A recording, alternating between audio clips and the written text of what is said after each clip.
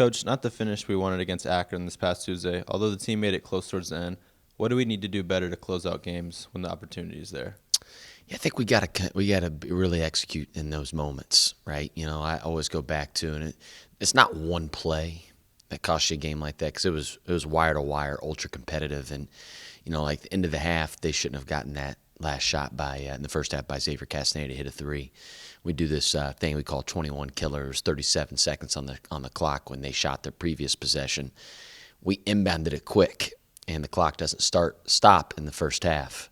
Well, if you take your time, inbounding the ball, all of a sudden Xavier Castaneda is not getting that last shot of the first half, and that's 3 points. That's 3 points, and that's the difference between winning and losing. And just getting our guys to execute in those moments, those special situations, I think are really critically important.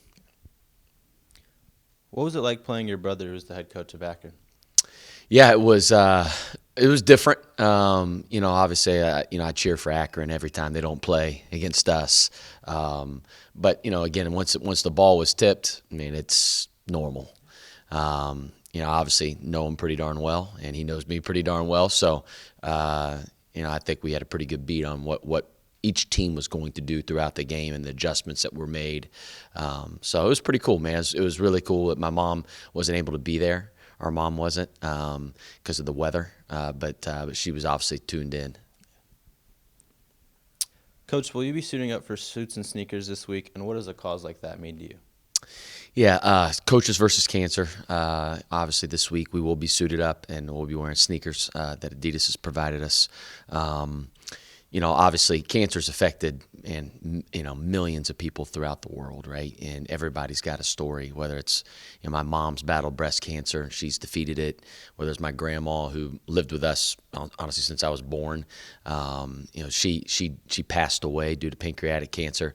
So I think everybody has been affected somehow or some way, whether it's a friend or family member by cancer, and anything that we can do to support the research to defeat cancer, we want to do that. This weekend we take on Eastern Michigan. What are the keys to getting a win? I'd say number one, just our connectivity on that defensive end. They have really, really good one-on-one players. Starts with Amani Bates, transfer from Memphis, who was a five-star kid. I think he's the first five-star young man to ever play in the MAC. He had 43 points against Toledo, 29 straight in that game. He's 6'9", 6'10". He's a guard. He looks like Kevin Durant out there. He plays like him. We got to be really connected. We got to be tight on the defensive end. Then on the offensive end, we have to be willing to trust the offense, work them, take great shots, and take care of the ball, which we've done. We did a really good job against Akron. Akron has the best defense in our league, and I thought we took great shots. We took care of the ball, and we got basically whatever we wanted throughout the game. How do you go about slowing down Amani Bates? Man, it's a tall task.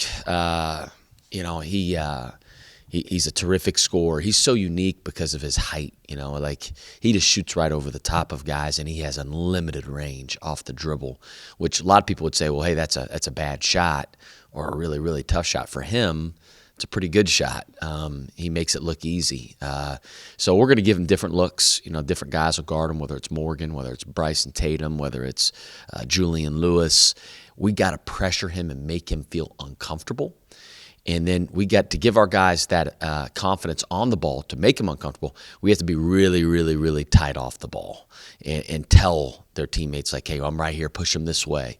We got to be extremely connected.